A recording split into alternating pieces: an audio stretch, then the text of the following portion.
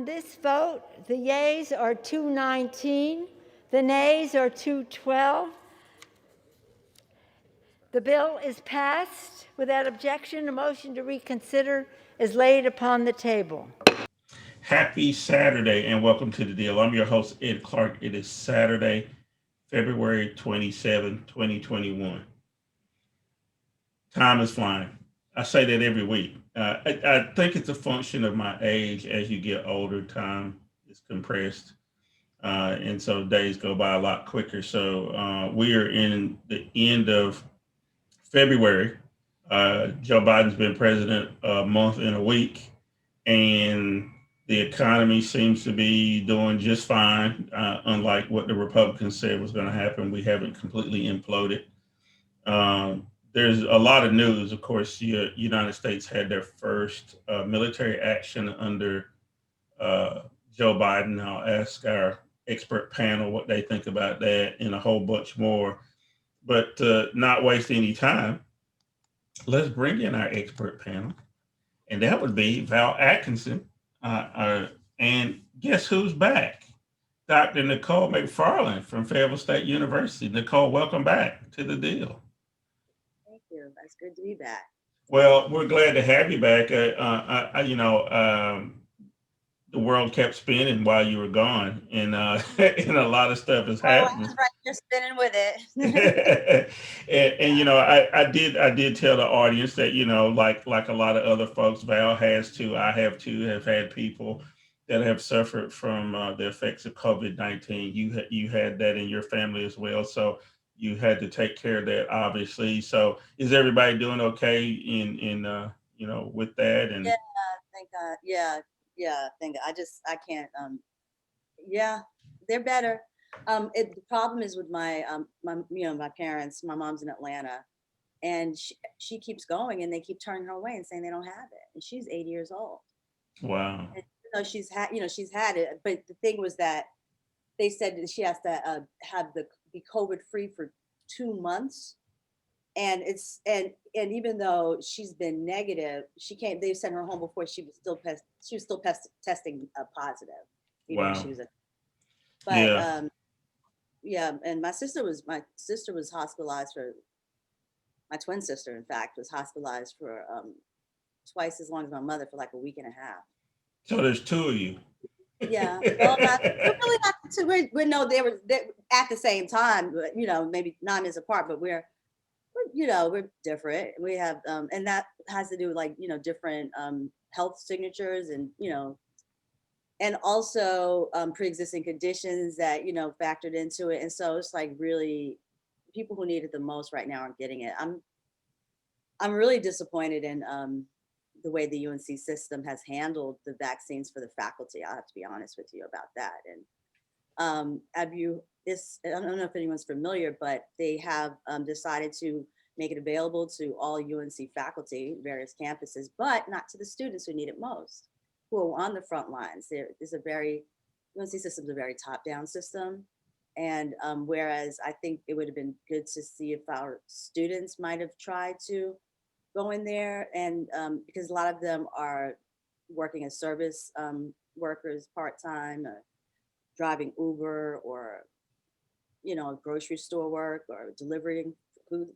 It's very it seems a little unfortunate. And from what I've heard, that a lot of people in Fayetteville, the faculty that I've heard that have been able to get the vaccine so far, what I'm hearing is that they said they waited longer in line to get their coffee from Starbucks than it was for them to get the COVID vaccine. So I don't know what to do. People don't want it. A lot of people don't want it. Well, Val, Yes. yeah. Well, Val Atkinson, I already talked about this before last week. You got it. You've had both shots now, if I'm not mistaken, and you're here. You're sitting up in the chair. You're talking with us, and welcome back to the deal this week. Talk about your experience with this, and in talking to other folks who probably should get it. Are you getting any pushback from people saying they don't want to get the vaccine? And then this morning, it's pretty apparent that the J&J vaccine is going to be out there. It's the single dose vaccine is going to be available in the coming weeks. What do you think about this reluctance still for people to get it, and the disparity still with African Americans and not having the vaccine?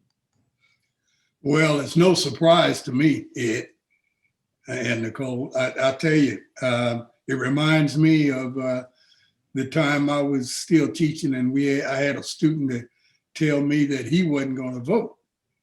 And I said, why? And he rambled around and he didn't get to an acceptable answer.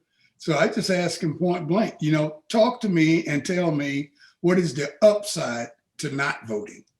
Because I don't understand it. I don't understand how you parlay that into something positive. And I asked that same question of these folks who say they're not going to participate in the vaccinations. Are you saving your life? Are you sure about that? Are you putting your life at risk? Are you sure about that? What are you doing here? To answer your question directly, Ed, I have a very close friend who's battling with his sister right now because she's on that side that says she's concerned about the whole Tuskegee thing and she thinks it's going to be a problem. And he's really having problems with her. And he calls me for a shoulder and I try to give it to him. But at some point I just say, hey, you're going to have to let her be an adult. All you can do is all you can do. And that is to tell her the upsides, the downsides, what she needs to be doing, not only for herself, but for the rest of her family and friends and those people that she cares about. And then let her make an adult decision, but don't blame yourself if you can't bring her around. He's really being torn up over this. And a lot of people are. But, we've got to do the best we can do and then move on from there. Yeah, we do, Val. And before we came on, I guess we were kind of making it a little tongue in cheek and talking about our cousin Peanut and Pookie and Ray Ray and those that will always be the ones who know the answer to everything and everything is a conspiracy or whatever. I would say that, I was listening to Dr. Fauci the other night. He said that, 75 to 80% of all people either have to have had it or be vaccinated to reach this herd immunity, which is something that Donald Trump kept talking about, but he didn't really have a clear understanding of what it is. So that means if we're only at 50 million people that have been vaccinated, we got another 200 million people to go to get to that 80%. So it's a daunting task. One of the things that I want to talk about, Val, is the COVID relief bill. It passed the House last night, and we'll watch the clip real quick.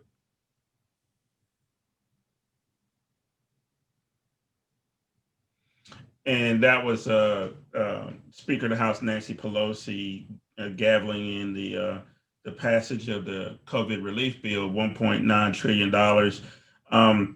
Val, I see a book behind you that I'd recommend to folks. It's called The Sum of Us, by Heather McGhee, which, one of the things we try to do here all the time, we try to get people to expand their reading list, but also to expand their thinking on this. And Heather McGhee has a really interesting position. She says that racism in the United States over time has led to white people not faring as well as they could because they're so concerned about holding Black folks down. I'm gonna go to you first, Val, and then Nicole, I want you to talk about this too. Is this whole notion that Heather McGhee, but also I've been talking about, and I know you've been talking about it, Val, for the whole time we've been knowing each other, is why white people shoot themselves in the foot. Why they don't seem to, why for them it would be more advantageous to them to hold everybody down and kill Aunt Bertha so that Black folks won't have anything. Talk to me about The Sum of Us and Heather McGhee. The Sum of Us by Heather McGhee, outstanding book. I liken her to the style of Isabel Wilkerson, where they use a lot of metaphors and analogies to get to a base point. Heather McGhee's base point is that she's an economist. And so she takes an approach on this whole social issue and many other things from an economic standpoint that other writers either don't do or can't do. But she does a wonderful job because she is an economist and has done work on that for a long time to talk about who really gets hurt, whose ox is really getting gored, while white people are really hurting themselves trying to hold somebody else down. And it doesn't make sense. And this whole business about equal opportunity, equal access is going to help them, if not just as well, more than it will the people that they are trying to hold down. I highly recommend this book. It's a twin piece. That's why you see me have it up there with Isabel's book. I recommend reading both of those books together. Isabel Wilkinson and Heather McGee, two very talented Black women who know their craft and are very, very good at it. Yeah. I just started reading The Sum of Us, so hopefully I'll have it done this week, and maybe we can talk a little bit more. I actually was trying to reach out to her to see if we could even get her on the show, because I'm very interested, Nicole, in this whole notion of how, again, white people will, for the sake of not having Black people have anything, will sabotage themselves. And one of the examples Heather McGee gives is that back in the day when communities had community centers and swimming pools, as soon as it was okay for Black folks to swim in the pools, they shut down all of that. And then so in a lot of cities, not just in the South, but everywhere, they don't have public swimming pools because it was too much. It was a bridge too far to let colored people in the water, because I guess the water was going to turn colors or whatever, something. It would have been too dangerous. So talk to me, Dr. McFarlane, about this whole, history of white folks shooting themselves in the foot to keep Black folks in position, not wanting to do anything to help Black folks. So I would really even go, I think that's absolutely true. I think I'd go to the inception of that. McGee is doing wonderful work. And the author of Cast, they're doing wonderful work. I think what I think about is W.B. Du Bois and his, the souls of Black folk. He acknowledges this phenomenon too in the chapter entitled The Wages of Whiteness, and that white people pay a cost, they pay a price, whether they realize it or not, whether they acknowledge it or not, just to be able to claim whiteness and property investment in whiteness. And of course, Derek Bell, who most people credit with the coinage of critical race theory, worked, he was Barack Obama's professor at Harvard University Law School. And he, created the field of critical race theory and legal studies. And he had one very famous allegory in his critical race theory book called "The Faces at the Bottom of the Well." And the idea was that as long as white people could be dirt poor, they could be starving, they could be destitute. And this is an American phenomenon. Obviously, he's referencing Black American formations of race. As long as they can look beneath them in the bottom of the well, underneath the strata, underground, and see some faces at the bottom of the well, they're okay with that dirt poverty. They're okay with being subjugated. They're okay with suffering from malnutrition. They're okay with suffering from addiction, and they're okay with a kleptocracy and a president and a government that does not want people to thrive on an equal playing field, because as long as white people agree to continue investing in the property value of whiteness and they continue to pay those wages, they will continue to find themselves in a situation where they're freezing their buns off in Texas. And they will continue to find themselves in these situations where their family will not get COVID relief because of whatever reason. And I think it's unfortunate, but I'll just wait and say one more thing. I think that's really interesting to think about that in terms of American formations of race, because it's while it's present in other parts of, the diaspora, how white people respond to anti-Black, how they enact anti-Black racism is very unique in the United States, because I think also Australia shares this same history, because there's a deep-seated insecurity about the fact that it's the land, the place that they're at, the grounds that they stand on don't belong to them. Don't belong to them. Yeah, and yeah. I think that is really, really at the root of it, and it's something they can never really admit, because they have nothing left. Yeah. I want to remind you, you're watching The Deal. That's Dr. Nicole McFarlane from Fayetteville State, and Val Atkinson, the former professor at North Carolina Central University and host of Connections on Foxy 107, 104, author of numerous books on history and a lot of other stuff. And we're just trying to make sense of the world. We come here on Saturday mornings, and hopefully you share this during the week. We try to catch up on the week, and we were just talking about an interesting notion. Heather McGee has a book called "The Sum of Us," but as part of a larger thing, we were talking about COVID relief and how a lot of Republicans have automatically gone to the side that COVID relief is a bridge too far. We can't do it, when in fact, most of the programs in there won't help blue state people only. They'll end up helping people in West Virginia and Missouri and all those other places that seem to be vociferously still supporting Donald Trump, which is inexplicable to me, Val. I just cannot. Well, no, let me take that back. I was going to say I can't get over it, but I can get over it. I understand it because it's in the context of what we were just talking about. I'm starting to be very concerned, though, that the Republic. I was hoping for the Republican Party to completely implode, right, to tear itself asunder. They're managing to stick together to some degree, because even Mitch McConnell, who at the end of impeachment said Donald Trump was 100% responsible, last night on Fox said that he would still vote for Donald Trump if he were the nominee. Can you parse that for me? How the hell did Mitch go from saying that Trump is 100% responsible to he would vote for Trump again if he was the party nominee?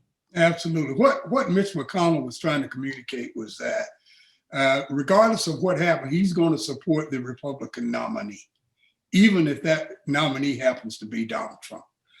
And we knew that before we even start the questioning line and that sort of thing.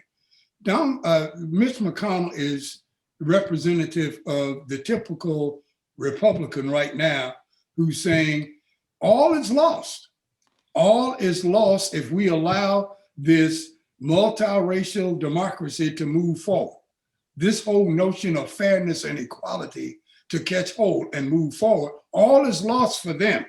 They realize that. So their job right now is to create havoc from within. I'm hopeful that Democrats, progressives, and liberals and people of that tone will wake up and see that before it's too late, that you can't appease or get along with some of these folks, and that their business is to destroy you, is to put monkey wrenches in the works, is to make things not work. And you're trying to figure out what you need to give them to make it work.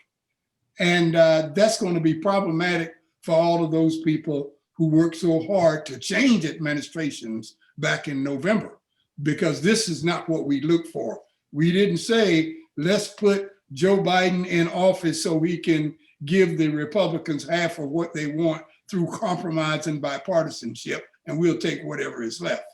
No, we said we have a few agenda items that we want to happen. The other side lost. We're going to put ours in place. That's what we want. I'm hoping, Ed, that the powers that be in the Democratic Party don't wake up after the primary in 2024 and see that I was right, because it's going to be too late at that time. Yeah, we don't need for that to happen. So I think this is a good time for us to take a break, Dr. McFarlane and Val. When we come back, folks, I want to switch gears. I want to talk about some history. It still is Black History Month. To me, Black History Month is every day. all 365 days a year. But I do want to talk about a significant event that happened in Black history, Malcolm X, the assassination of Malcolm X, and there's some new material out now about the New York City Police Department and the FBI's implication in that. So we're going to take a break, and when we come back, we're going to talk about some Black history, Malcolm X, the FBI, and so on and so forth. We'll be back in just a minute.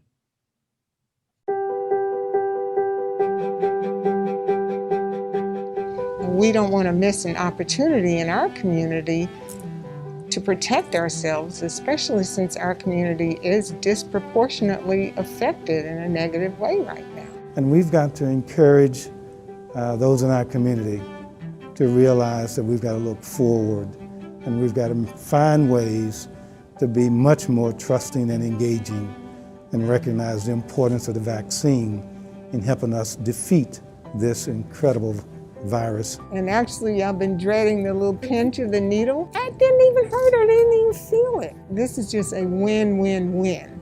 And, I would encourage everyone to take advantage of it. It doesn't take a lot of time or effort, and it doesn't even hurt. You have a spot, get the shot. So that's what Aggies do. After Ray's passing, I found a confession letter that Ray had written and mailed to my father back in 2011. This letter details the FBI, and the NYPD's involvement in the assassination of Malcolm X, and how he was forced to betray his people.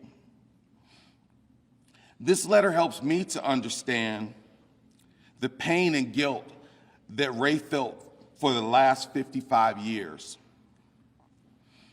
He conspired to help the NYPD assassinate Malcolm X. And welcome back to The Deal. I'm your host, Ed Clark. It's Saturday, February 27th, 2021.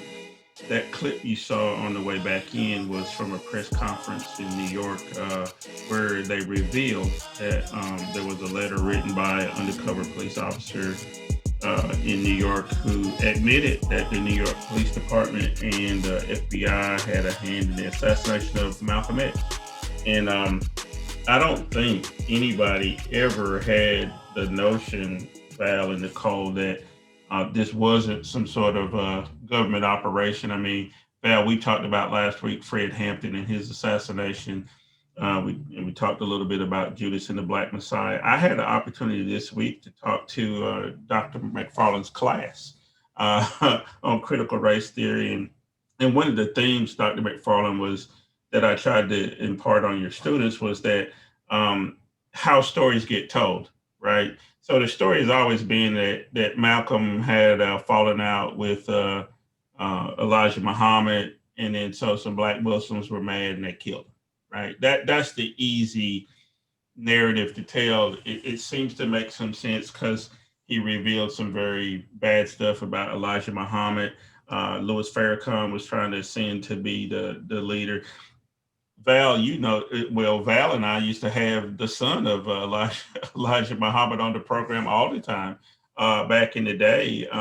And there's always been some question about how Malcolm ended up dead, but I think it's a little bit clear. I want to talk to you first, though, Dr. McFarlane, about narrative, about like what I said. The story has always been that, the Black Muslims were mad enough and they killed him, and that's all there is to it.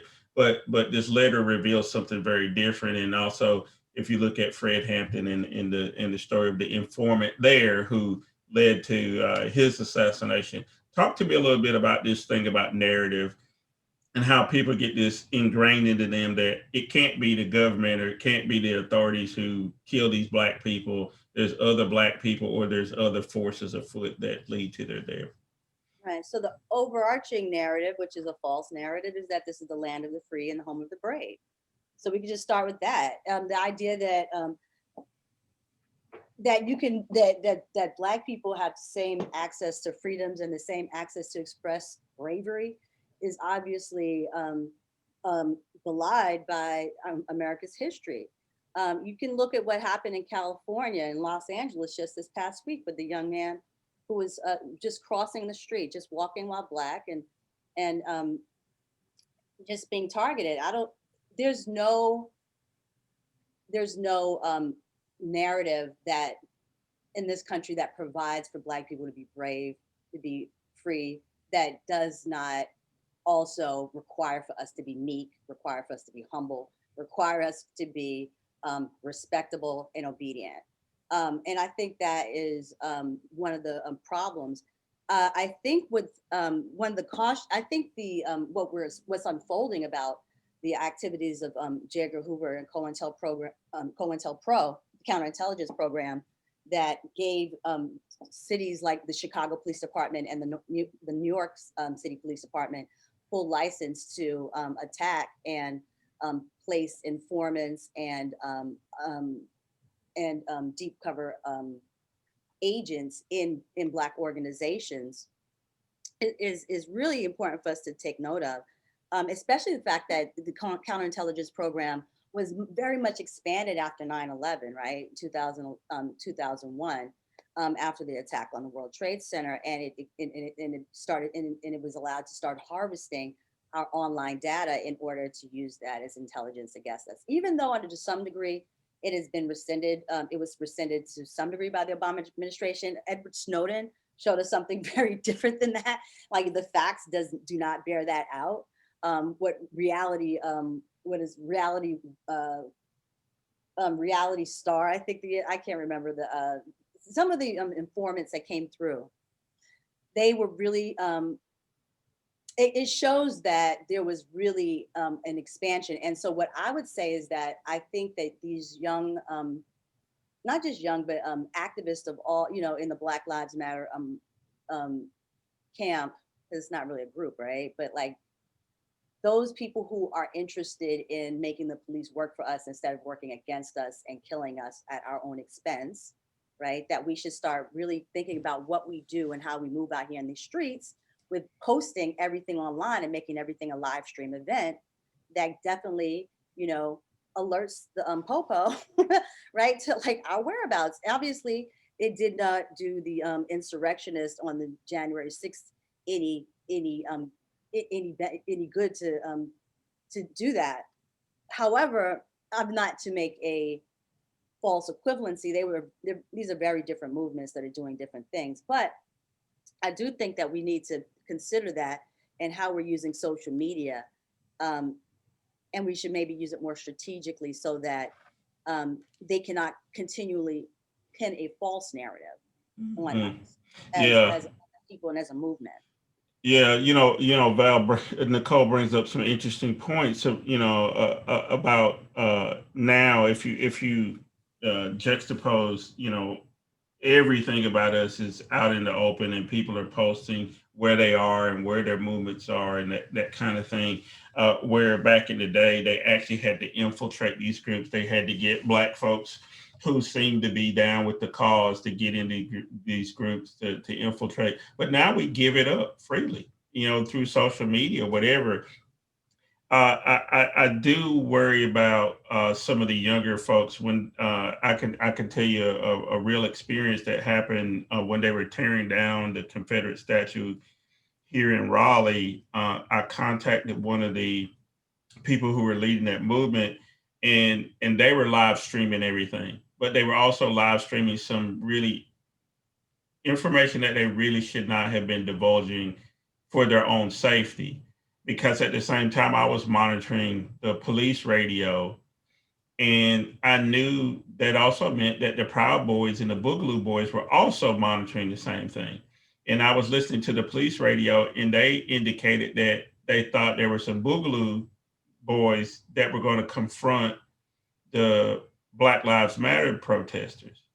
And it could have been a very dangerous thing, but nobody from the younger group of the Black Lives Matter were monitoring what the police were doing or the Boogaloo Boys and putting themselves in harm's way. And I guess it's a long way around of asking you, Val, about young people and whether or not they understand how to protest and how to go about and who to be cautious of. A lot of them just seem to be willing to let other people come in.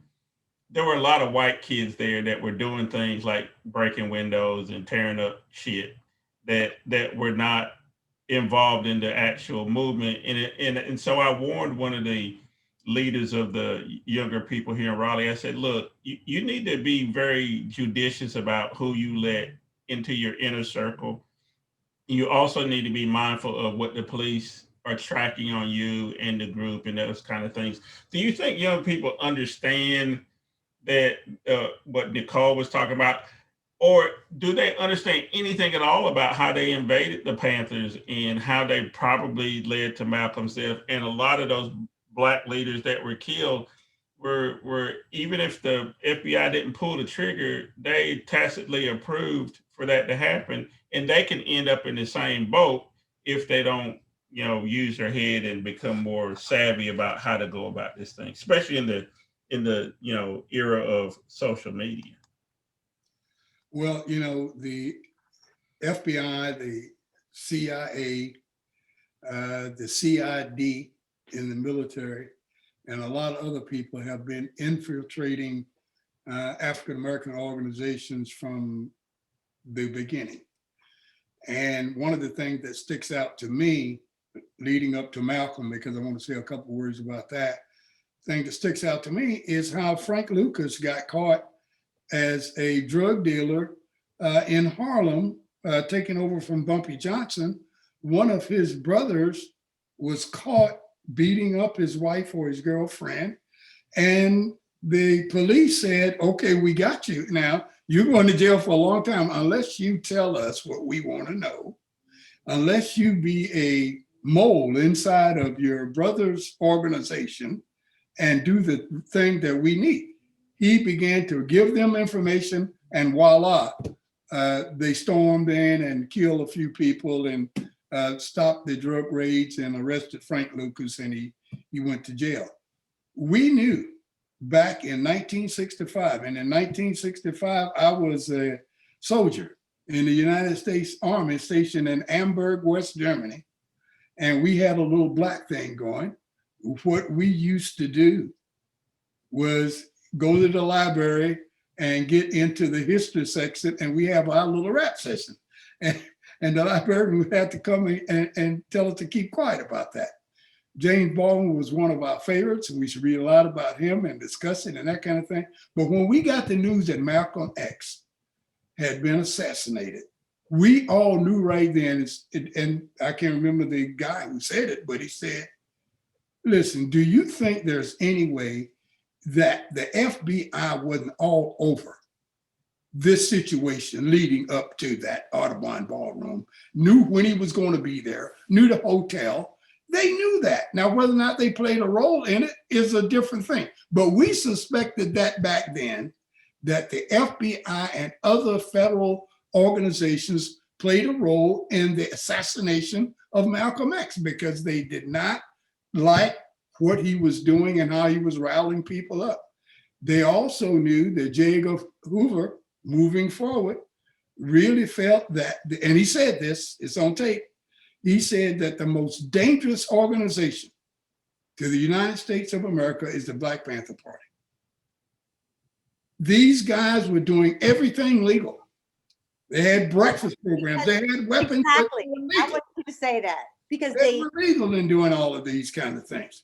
But they were still investigating them and then doing things. So anybody who would think that the FBI was some third party, uninterested entity, not involved in this, not tracking everything that's going down with the assassination of Malcolm X and the assassination of Martin Luther King. If you think that, you're crazy. These guys know, and I contend personally, that the assassination of both Martin Luther King Jr. and Malcolm X could have been prevented if the FBI wanted it to be prevented. Yeah, I agree with you wholeheartedly. That's Val Atkinson. That's Nicole McFarlane. This is The Deal. I'm Ed Clark. We're talking about some Black history right now in not a good aspect of it, but the relationship between Black folks and the federal government, in this case, the FBI, and with the police state and how they treat Black organizations different. I'll tell you one story. I want to come to you though, Nicole, before, because I don't want to run up on the break. But this happened about 15 years ago. Amiri Baraka, noted author, poet, is a friend of a friend. Amiri was here in North Carolina for a week, and we hung out for a week. And everywhere that Amiri wanted to go, I drove him around. And everywhere we went, though, there was always a car sitting outside. Now, this is this is 40 years after, he was considered a radical that was dangerous, an old Black man, right? By then, Amiri was probably in his 70s, and we were in a bookstore, and two guys come in with suits on, and it was a progressive bookstore. So they're completely out of place. Two white guys, and we hear a thud on the floor, and a gun is on the floor, and the guy's gun fell out of his holster. It was somebody from the FBI. And so Amiri turns around and says, "You motherfuckers been following me for 45 years. Don't you think it's about time you stop?" And this is, and I say that, Nicole, to tell you that story that, clearly Black folks are a threat, or Black organizations are a threat still, and I presume it won't even matter who the president is there. It'll matter who is leading the FBI and some of these organizations, but some of the people in those organizations are still racist, are still going to consider Black Lives Matter or even old civil rights activists to be dangerous. How do you square that, Nicole? We're supposedly this, land of the free, home of the brave kind of thing. And Amiri Baraka was being followed nearly to the day he died by the FBI still. Square that for me. I think that it is, I don't think anybody's really surprised that the government had anything to do with it. I think they were surprised with the extent to which the government would act and to the extent to which they would pin the deaths of, they would pin the death of Malcolm X on, and totally, I mean, for the most part, not totally, no one's ever totally innocent, but a person that was innocent of this crime, right? Obviously, it was not related to, is still, I think he's still, is there one person that was still serving up to 2009 or something like that? Mm-hmm. And then you think about I cannot remember her name. Someone help me with this. Maybe you could put it in. But you could think about that young lady who roasted the police department online, and not the police department, but the city board. And she went viral on Twitter, and she just read them to filth, and she just named them all the way through. I think she's in like Missouri, I want to say, or Kansas City.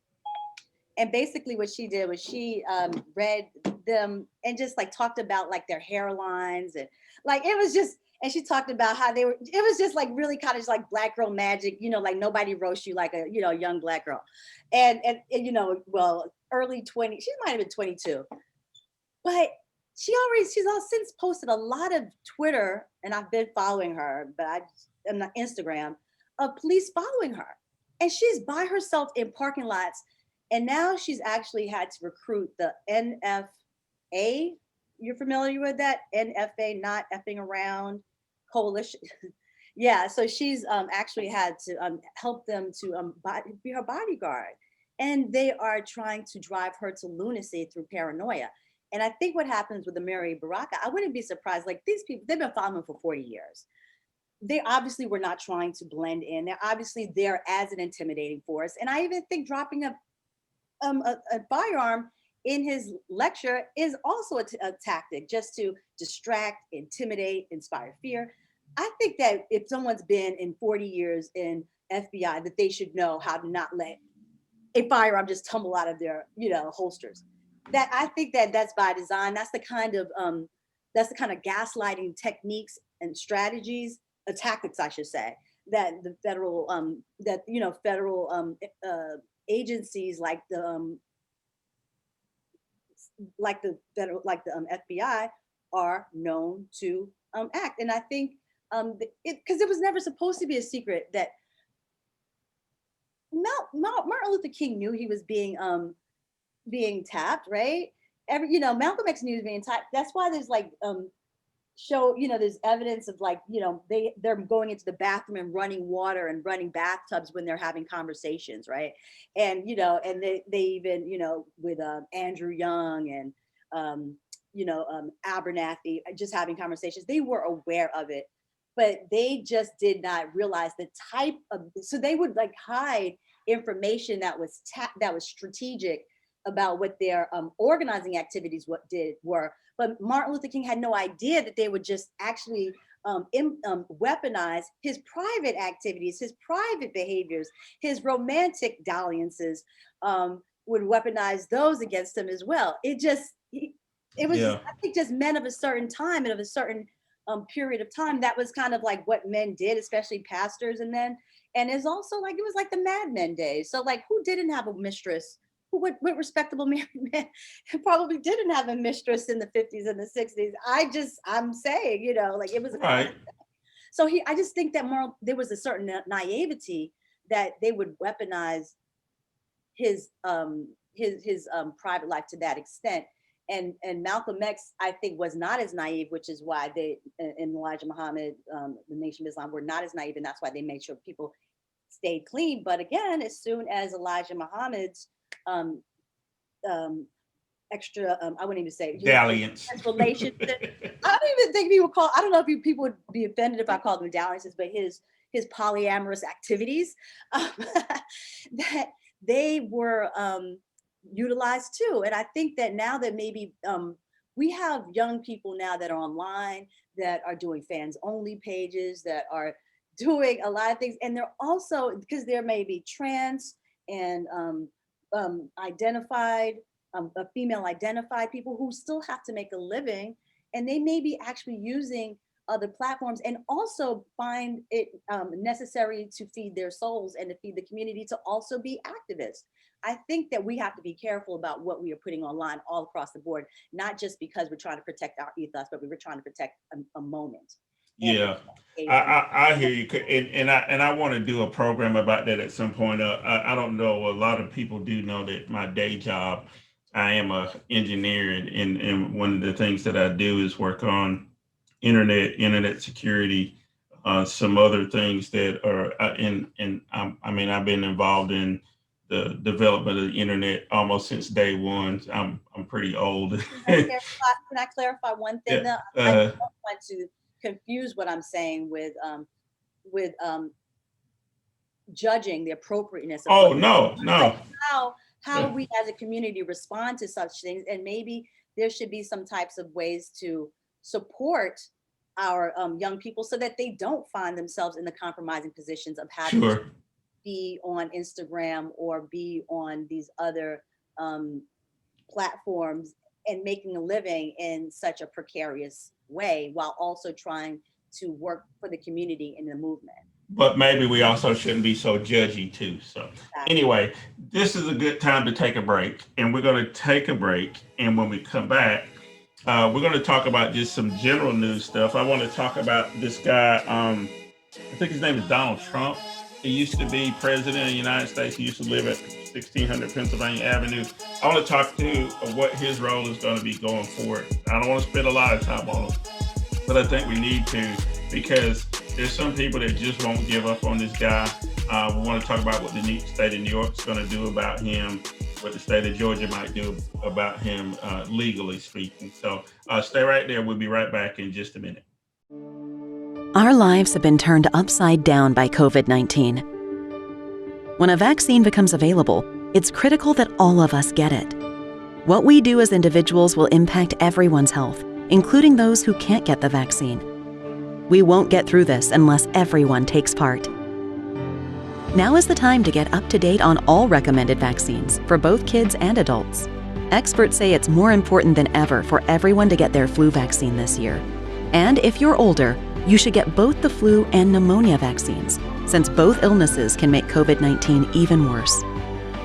Vaccines are available at a lot of convenient places, So be an example for friends and loved ones and encourage them to get vaccinated too. We all want to reunite, travel, and get back to school and work. But that means we all need to get on board. This is the time to do what's right for each other. Get vaccinated. It's our best shot. Wow! How's it going, CPAC? Or I heard someone earlier phrase it a little bit better. TPAC. And welcome back to The Deal. I'm your host, Ed Clark. That's Nicole McFarlane and Val Atkinson. We've been talking about a bunch of stuff. We just finished up talking about the assassination of Malcolm X and the new information that's come out this week about the infiltration into Malcolm's organization by New York City police detective who wrote a letter saying that he felt responsible, carried that guilt for 55 years. Just one last thing on that. When people do stuff like that and they carry this guilt, well, that's good that you acknowledge it, but you should have told it 40 years ago. So I'm not going to give him a complete pass on this. I know he has a family and loved ones and people who love him, but damn it, Malcolm could have been alive now and contributing, right? But he isn't, and that's unfortunate. On the way back in from the break, you saw one of the dumbest people probably in the world, Donald Trump Jr. And he said, Val, that CPAC should be called TPAC, and what he meant was it should be called Trump PAC. That Trump is the titular head of the Republican Party, that he is the king of the Republican Party. I don't want to spend too much time on this, but I think it's important. Tell me about, I thought we were rid of this dude, and he's still around. What's the deal with Donald Trump? Is there anything that we can do to get rid of him, or is he like cockroaches? Cockroaches. When you said that we were going to be talking about number 45, I wrote down in big block letters the word primary, because that's what it's all about, folks. The reason Don Jr. can get up and talk about TPAC, the reason Mitch McConnell says he would vote for Donald Trump, it's all about primaries. And all of these people who are GOPers, members of the Republican Party that have aspirations to hold on to or gain a political seat, know that there's a thing called a Republican primary, which they have determined that no one can win who is in opposition to Donald Trump. If you are in opposition to Donald Trump, you may as well become an independent or a Democrat. You will not win a Republican primary. That's the key here.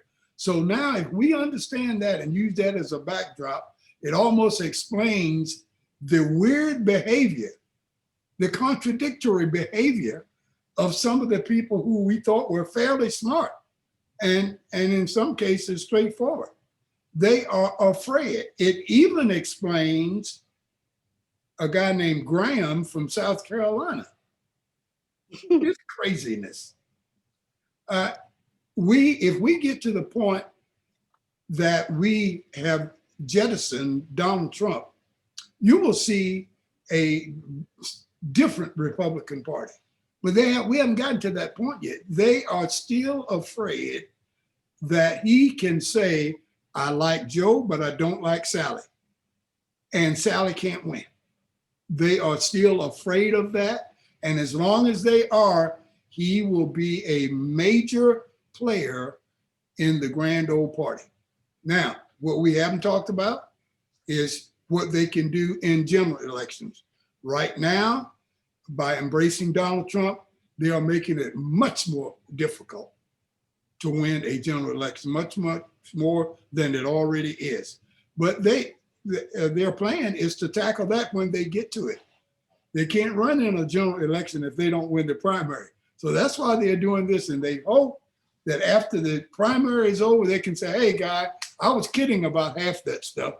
Or like the old man used to say to the little boy, he did something good. He said, you know what? I take back half the stuff I said about you. And it's always the good stuff that he wants to take back. But in this case, Donald Trump is the kingmaker in the Republican Party till a critical mass gets the nerve to jettison him from the GOP. Yeah, Val, that's true. I mean, you know, we always have these interesting discussions in between the breaks. One time, I guess we're going to have to start recording some of these stuff in the break so we can show people. But one of the discussions we had as a side discussion, Nicole, was what do the Democrats do, right? Can the Democrats actually have more progressive candidates who talk about the progressive, you know, things that they want to do? Is it possible for those progressives to emerge and could they win, right? They talk a good game, but who could that be? Is it possible that there's somebody who could stand in opposition to the Donald Trump figure up from the progressive side? You know, we talked about Bernie Sanders, right? And you know, in all honesty, I don't think he's going to ever try to run again. He's alluded to that. He's talked about his age. He's talked about his health. Who else is it, though? Is there anybody else? Is there anybody else, Nicole, on the progressive side that could stand up to or has the gravitas that you know could emerge? I don't see I don't see an obvious person from the Democratic Party if it's not Bernie Sanders that would bring that same bona fides but also that same populist appeal. Unfortunately, I think the Democratic Party still very much is concerned with white father, you know, avuncular figureheads that as in leadership as maybe an auntie here and there sprinkled in, or maybe the best friend, like the Beer Summit implies, you know, of a white avuncular figurehead.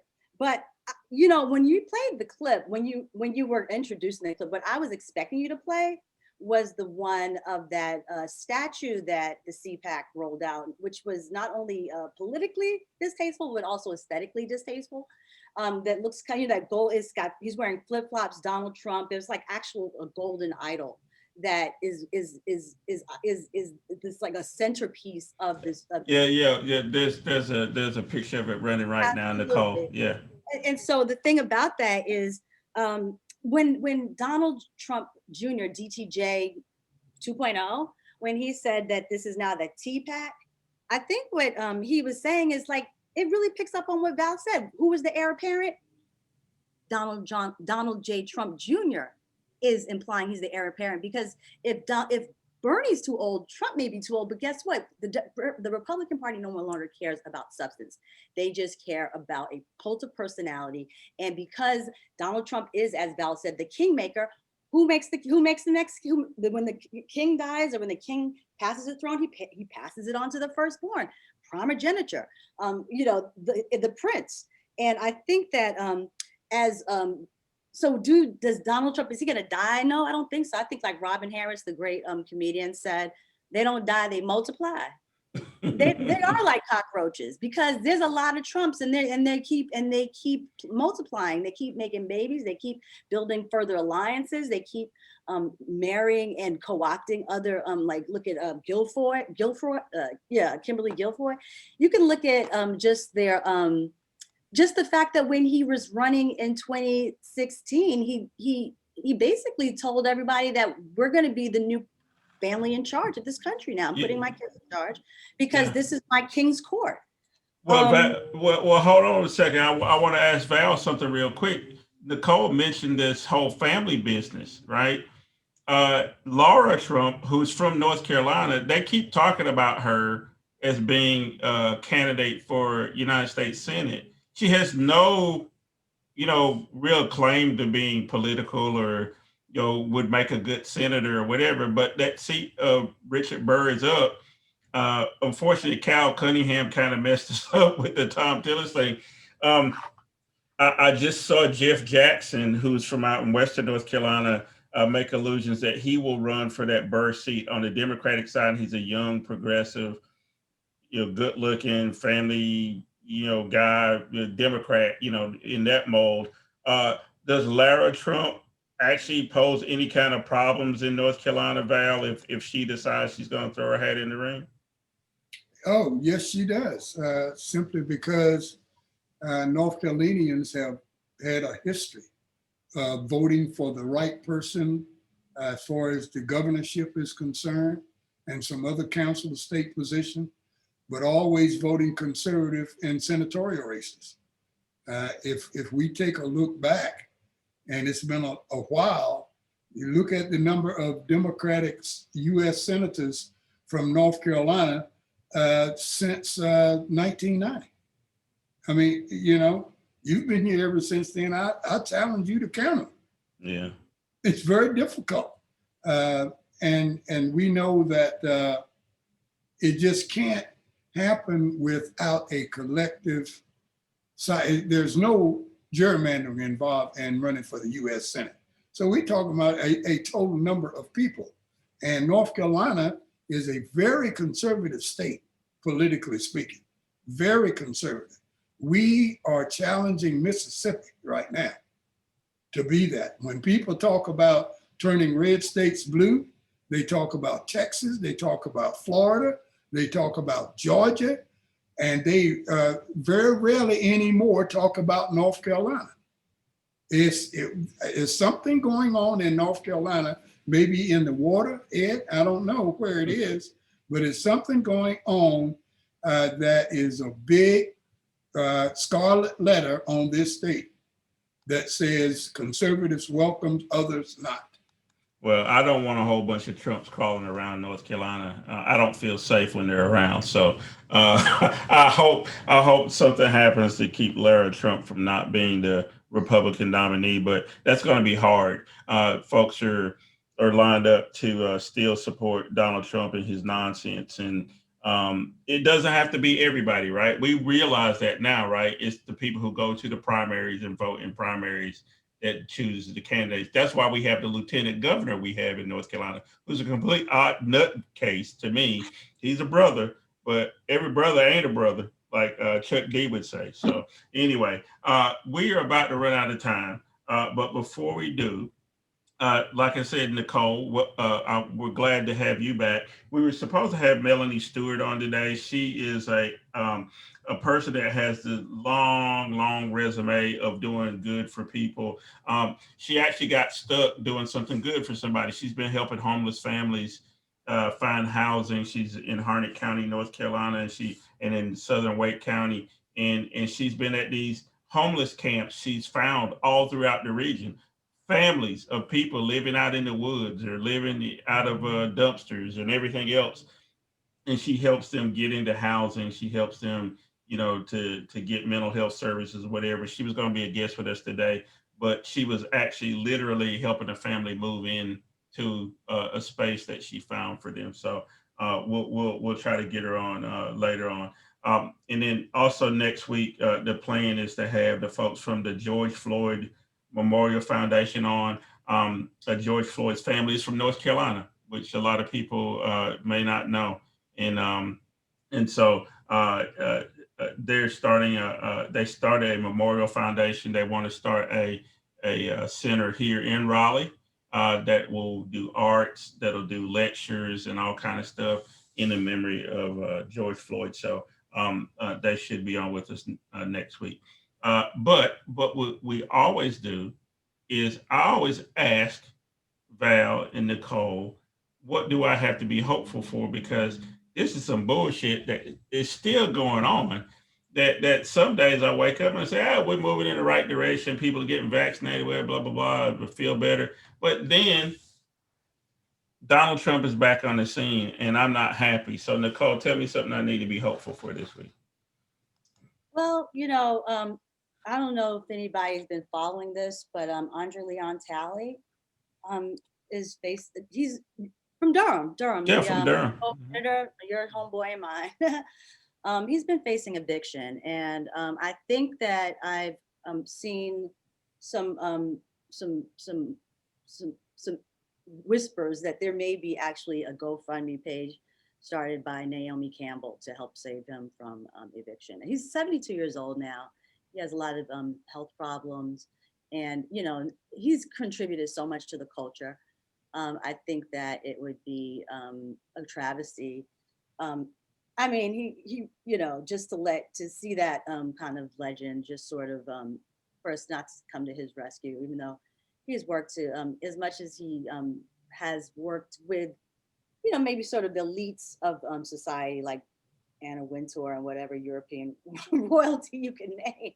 I do think that, he has tried to be there as to represent the culture as best he could. And I'm just hoping that we could all, that maybe that there will be some of his people that he put on, right? Their careers he put on, that they could help support him.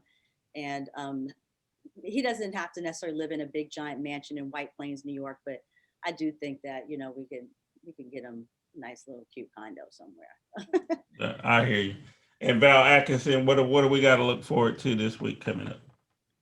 This week and a lot of weeks coming, hopefully, we got to look forward to the return of Nicole McFarlane to our show here. The deal, I tell you, she brightens up things. Is nothing bad about you, but when she's on there, there's a little bit more bright light. There's a better glow, and things look a little better. And I think people listen. So thank you, Nicole, for making your time available and coming back and brightening up the show for us. I look forward to next week now. Well, you know what? I just feel all sad now and put upon. Like maybe I need a haircut and a trim. Maybe I'll look better. Anyway, that won't help. That won't help.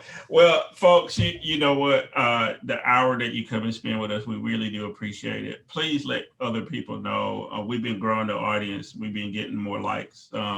Been more people downloading the podcast and sharing it with other people. Now we got people in Michigan and California, and got something from somebody in South Africa, so somehow got a hold of the show. And so please read my pieces out there on the deal with edclark.com. Listen to Val on Connections on Foxy 107, 104. Just look at Foxy NC on the web, and Sunday mornings at 8 o'clock. Val is there. And then Nicole, she's helping the children, teaching the kids at Fayetteville State University, and trying to grow better people for society. So in the meantime, go out and do some good for somebody today, and we'll see you next week. You've been watching The Deal. Thanks. Bye. We're cold.